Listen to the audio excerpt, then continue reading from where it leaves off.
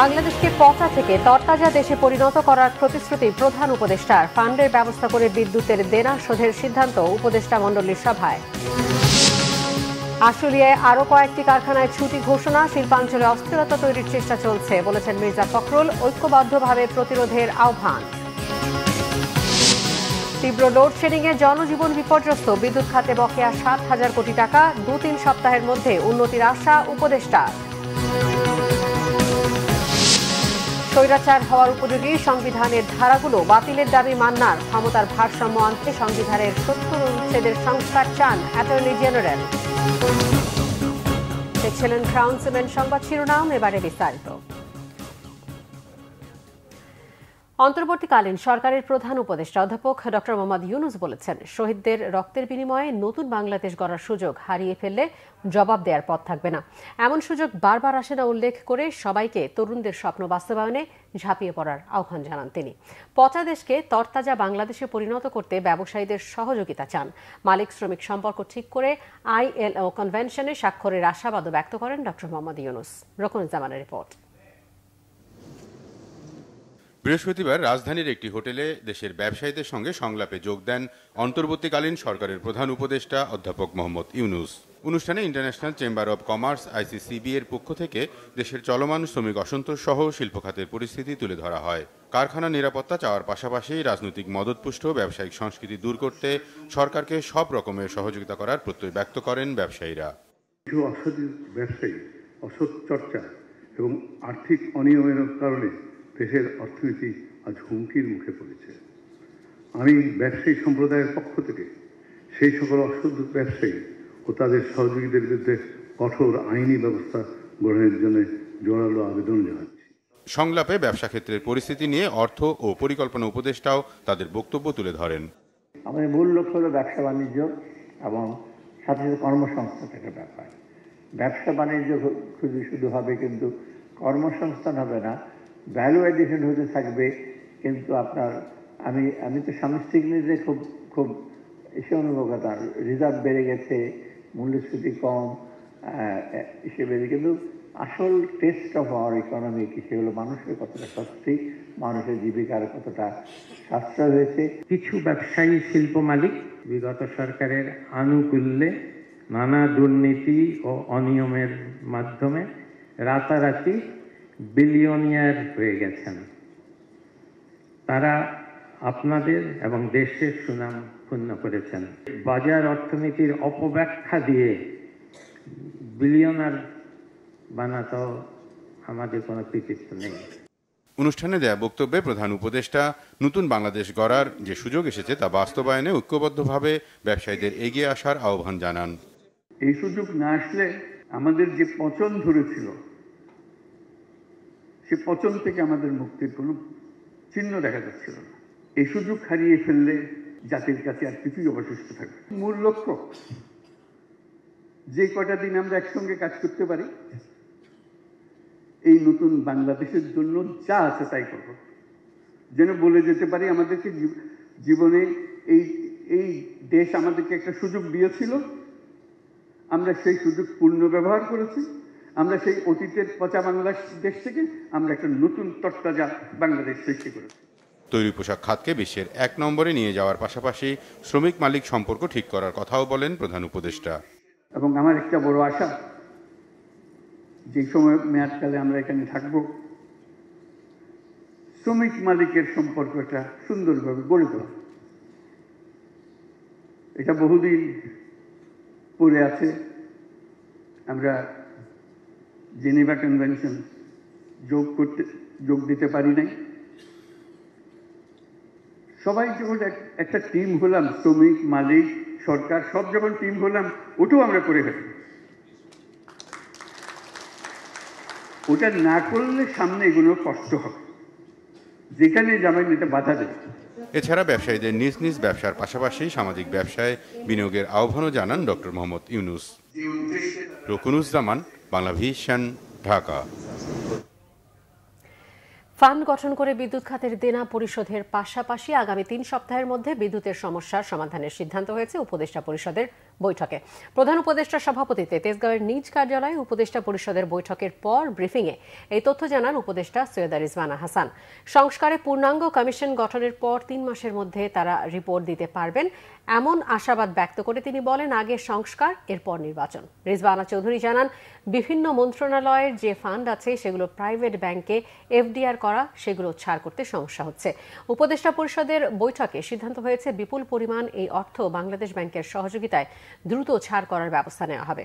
জুলাই অভ্যুত্থানে গণহত্যা এবং নির্যাতনের বিচারের জন্য শেখ হাসিনাকে দেশে ফিরিয়ে আনার বিষয়টি ভারতের সঙ্গে আলোচনা করে সমাধান করা হবে। এদিকে উপদেষ্টা আসিফ মাহমুদ জানান, প্রধান উপদেষ্টা অধ্যাপক ডক্টর মোহাম্মদ ইউনূসকে সভাপতি এবং মুগ্ধের ভাই মীর মাহবুবুর রহমানকে সদস্য সচিব করে জুলাই শহীদ স্মৃতি ফাউন্ডেশন গঠন করা হয়েছে। লোডশেডিংটা তো শুধু আপনাদেরকে প্রভাবিত করছে না, আমাদেরকেও তো প্রভাবিত করছে। আমরা গ্রাম এলাকা থেকে অভিযোগ পাচ্ছি, আমাদেরকে এখন পাওনা দেনা যা আছে সব মিটিয়ে দিতে হবে। সেই মিটিয়ে দেওয়ার জন্য আমরা অগ্রাধিকারও ঠিক করছি যে কোথায় কোথায় পাওনা দেনা মিটিয়ে দিলে মানুষের যে ভোগান্তি, বিদ্যুৎ সরবরাহ না থাকার কারণে সেই ভোগান্তি যাতে মিটে যায়। কাজে সেখানেও একটা কথা গতকাল বলা হয়েছে যে আমরা চেষ্টা করব 2-3 সপ্তাহের মধ্যে এই সমস্যাটার একটা সমাধানে পৌঁছে যেতে। ভেতরে ষড়যন্ত্র যেমন আছে, আবার শ্রমিকদের জেনুইন দাবি কিছু আছে, এবং আপনারা জানেন দীর্ঘ 16 বছর শ্রমিকরা যে বঞ্চনার শিকার হয়েছে, তারা তাদের কথাগুলো বলতে পারতো না। একটা গণতান্ত্রিক পরিবেশ তৈরি হয়, তারা কথা বলার স্বাধীনতা পেয়েছে, এবং আমরা সেটাকে সাধুবাদ জানিয়ে একটা রিভিউ কমিটি করেছি। একটা প্রসেসের মাধ্যমে দাবিগুলো আমাদের কাছে আসলে আমরা সেগুলো সমাধান করব। কিন্তু যারা সেখানে বহিরাগত এবং যাদের ইন্ডাস্ট্রিয়াল এরিয়ার সাথে কোনো সম্পর্ক নেই এবং জুট ব্যবসাকে দখল করাকে কেন্দ্র করে সেখানে আনরেস্ট করছে কিংবা উস্কানি দিচ্ছে, তাদের ব্যাপারে সরকার ইতিমধ্যেই কঠোর ব্যবস্থা নিচ্ছে এবং ভবিষ্যতে আরও কঠোর ব্যবস্থা নেবে। আমরা আশা করি খুব দ্রুত সময়ের মধ্যে যে আনরেস্ট আছে এটা নিয়ন্ত্রণে আসবে। এদিকে পাকিস্তানের বিপক্ষে টেস্ট সিরিজে 2-0 জয়ী বাংলাদেশ ক্রিকেট দলকে সংবর্ধনা দিয়েছেন প্রধান উপদেষ্টা ডক্টর মোহাম্মদ ইউনূস।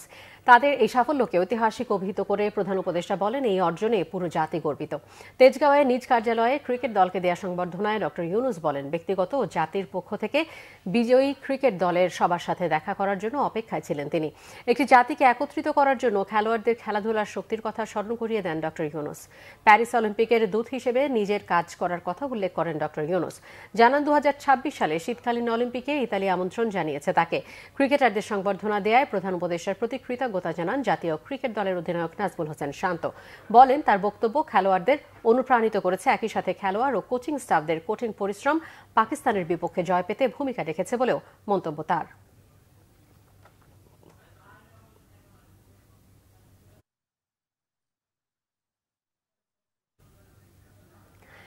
শিল্পাঞ্চল আশুলিয়ায় বেড়েছে বন্ধ কারখানার সংখ্যা। আজ সাধারণ ছুটি ঘোষণা করা হয়েছে আরও বেশ কিছু কারখানায়। শিল্পাঞ্চল পুলিশ 1-এর পুলিশ সুপার সারওয়ার আলম জানান, চলমান অস্থিতিশীল পরিস্থিতির কারণে এ পর্যন্ত 58টি কারখানা অনির্দিষ্টকালের জন্য বন্ধ। বেশ কিছু কারখানায় ছুটি ঘোষণা করেছে মালিকপক্ষ। বাকি কারখানাগুলোতেও শান্তিপূর্ণভাবেই কাজে যোগ দিয়েছেন শ্রমিকরা।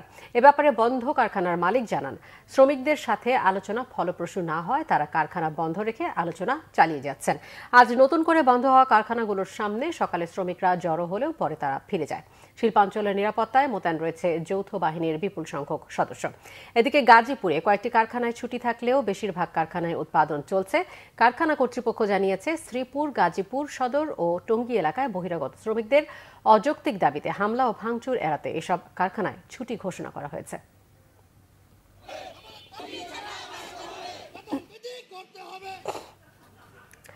বিএনপি মহাসচিব মির্জা ফখরুল ইসলাম আলমগীরের অভিযোগ, ছাত্র জনতার অভ্যুত্থান নস্যাৎ করতে ষড়যন্ত্র চলছে। পতিত সরকার ও শেখ হাসিনা ভারত থেকে অপপ্রচার চালাচ্ছে, শিল্পক্ষেত্রে অস্থিরতা তৈরির চেষ্টা করছে। ঐক্যবদ্ধভাবে সব ষড়যন্ত্রের বিরুদ্ধে প্রতিরোধ গড়ে তোলার আহ্বান জানান বিএনপি মহাসচিব। খালেদা জিয়াকে কারাগারে নেয়ার পর বিএসএমএমইউতে সঠিক চিকিৎসা দেওয়া হয়নি, সেজন্য তার শারীরিক অবস্থার এই অবনতি হয়েছে বলেও জানান তার চিকিৎসক ডাক্তার এজএডএম জাহিদ হোসেন। রিপোর্ট করছেন সিকান্দার রহমান।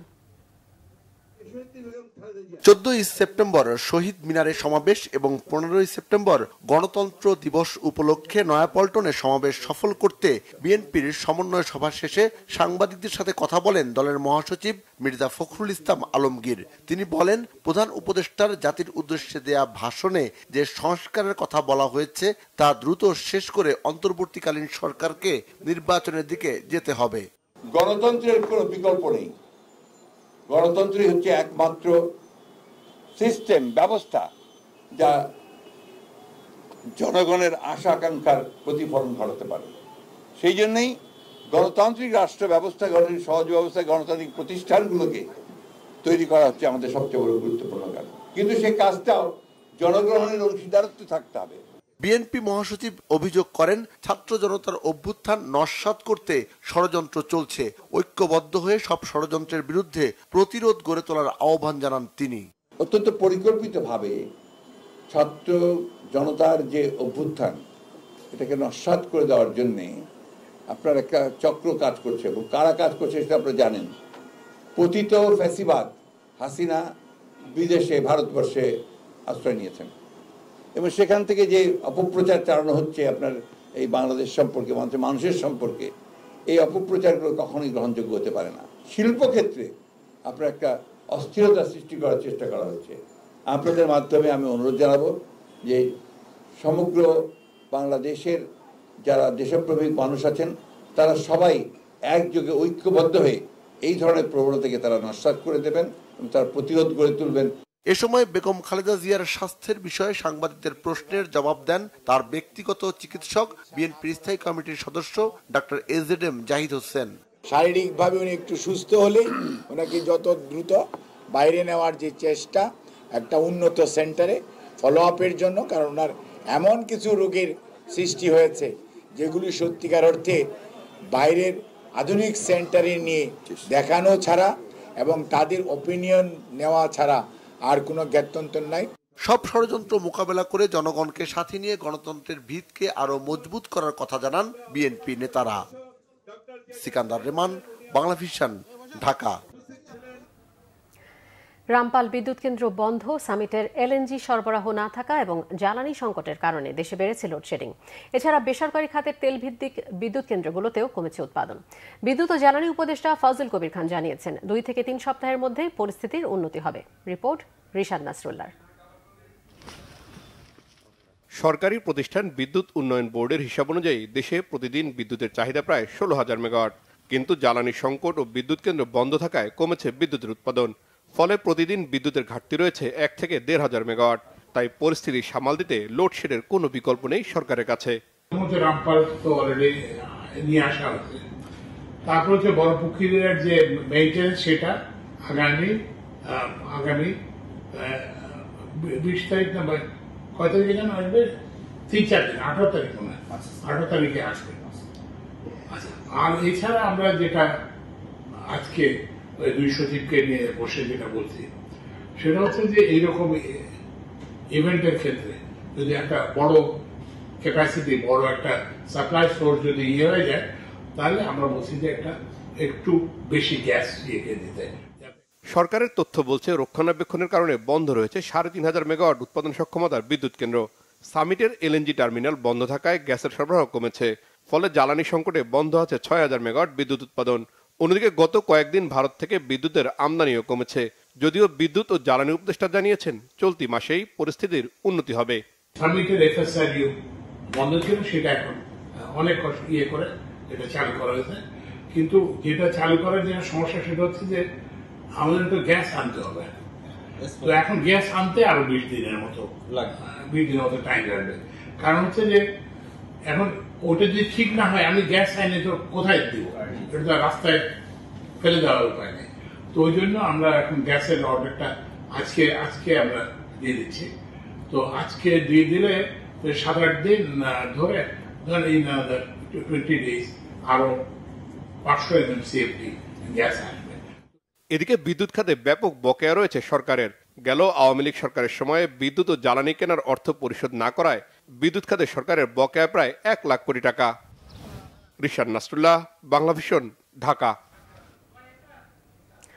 নাগরিক ঐক্যের সভাপতি মাহমুদুর রহমান মান্না বলেছেন, দেশে যাতে আবারও কোনো স্বৈরাচার ফিরে আসতে না পারে সেজন্য বিধিবিধান ঠিক করতে হবে। সংবিধানের যে ধারা বা অনুচ্ছেদগুলো একটি সরকারকে স্বৈরাচার হওয়ার সুযোগ দেয় তা বাতিল করতে হবে।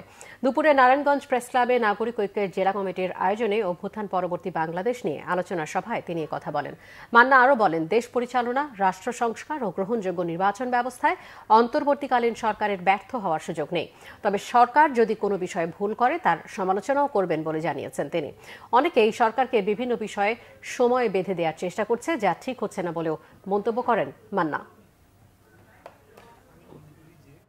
সরকারকে আমরা সহযোগিতা করব, কিন্তু সরকার যদি ভুল করে তার সমালোচনা করব। Political party is always a guard. রাজনীতি করার মানেই হচ্ছে যে ঠিক কোর্সে যাতে যেতে পারে সেই কোর্সের দিকে নিয়ে যাওয়াতে সহায়তা করা। কথা খুবই স্পষ্ট, আমরা পুরনো দেশ দেখতে চাই না, নতুন দেশ দেখতে চাই। তো নতুন দেশ যদি দেখতে হয় তাহলে আপনার দৃষ্টিটাও তো সেরকম করতে হবে। আপনার দৃষ্টিভঙ্গিটাকেও এই পরিবর্তনশীল যে ধারা বা প্রবাহ তার সাথে মিলাতে হবে। সাংবিধানিকভাবে বর্তমান অন্তর্বর্তী সরকার বৈধ এবং সবকিছু আইন মেনে হচ্ছে বলে জানিয়েছেন অ্যাটর্নি জেনারেল মোহাম্মদ আসাদুজ্জামান। প্রধানমন্ত্রী ও রাষ্ট্রপতির ক্ষমতার ভারসাম্য আনতে কোনো প্রধানমন্ত্রী যাতে একচ্ছত্র ক্ষমতাধর না হন সেই জন্য সংবিধানের ৭০ অনুচ্ছেদ সংস্কার জরুরি বলে মনে করেন অ্যাটর্নি জেনারেল। বৃহস্পতিবার দুপুরে সুপ্রিম কোর্টে অ্যাটর্নি জেনারেল কার্যালয়ে সাংবাদিকদের এসব কথা বলেন অ্যাটর্নি। তিনি বলেন, দ্বিকক্ষ বিশিষ্ট শাসন ব্যবস্থা নিয়ে বিএনপির ভারপ্রাপ্ত চেয়ারপারসন তারেক রহমানের প্রস্তাব সময়োপযোগী। প্রধান বিচারপতির ক্ষমতা বৃদ্ধি করা সহ বিচারকদের স্বাধীনভাবে কাজ করার জন্য বিচার বিভাগের সংস্কার জরুরি। সংবিধানের ৭০ অনুচ্ছেদ ক্ষমতার ভারসাম্য নষ্ট করেছে। এই অনুচ্ছেদের সংশোধনী জরুরি বলে জানান রাষ্ট্রের প্রধান আইন কর্মকর্তা। শাসন, আইন ও বিচার বিভাগের ভারসাম্য আনার জন্যই সংস্কারের উদ্যোগ নেওয়া হয়েছে। বিগত সময়ে দেখা গেছে বিচার বিভাগকে এমনভাবে বিতর্কিত করা হয়েছে, মনে হয়েছে যে ওনারা যারা বাংলাদেশে গণতন্ত্র হত্যার সাথে জড়িত, যারা বাংলাদেশের খুন খারাপি করেছেন, যারা বাংলাদেশে লুটপাট করেছেন,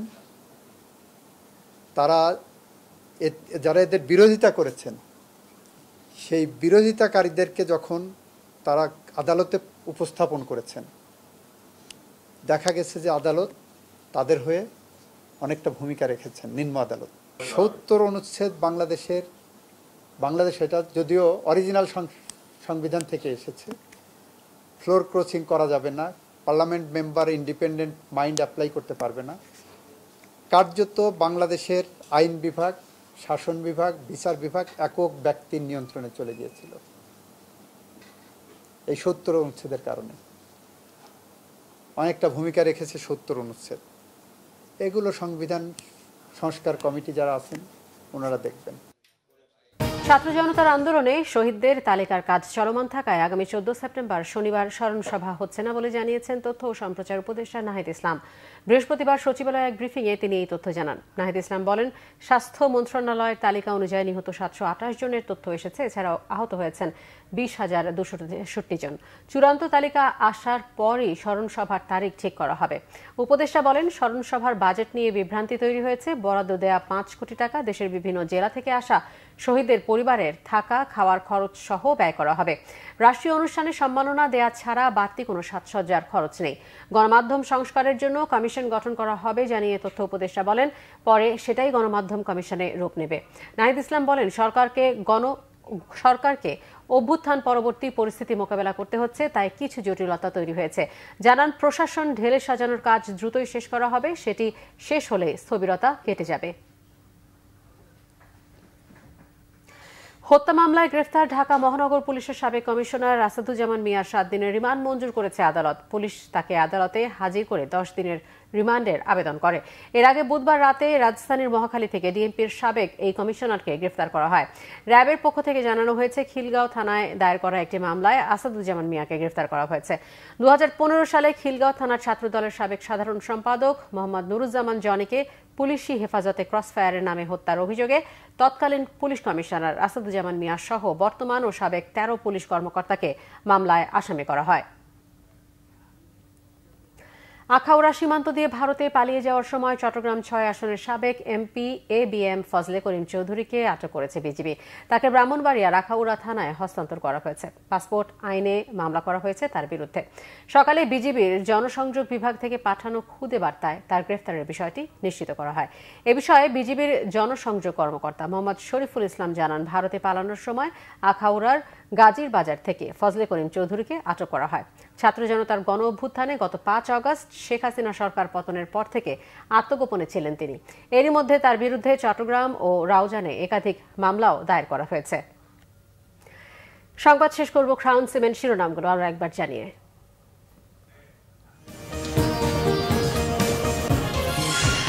বাংলাদেশকে পচা থেকে তরতাজা দেশে পরিণত করার প্রতিশ্রুতি প্রধান উপদেষ্টার। ফান্ডের ব্যবস্থা করে বিদ্যুতের দেনা শোধের সিদ্ধান্ত উপদেষ্টা মণ্ডলীর সভায়।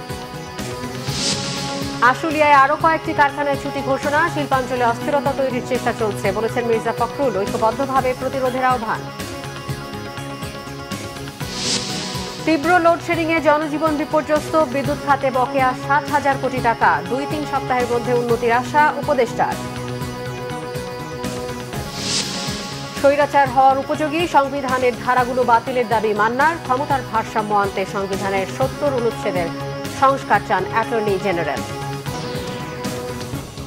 এই ছিল এখনকার মতো। পরের সংবাদ রাত 10:30। এর আগে 9টায় রয়েছে নিউজ 20 দেখার আমন্ত্রণ রইল। এছাড়া বাংলা ভিশন সংবাদ ও সংবাদ সংশ্লিষ্ট অনুষ্ঠান দেখতে ভিজিট করুন www.bbnews24.com ও facebook.com/banglavisionnews এবং সাবস্ক্রাইব করুন youtube.com/banglavisionnews। ধন্যবাদ সবাই।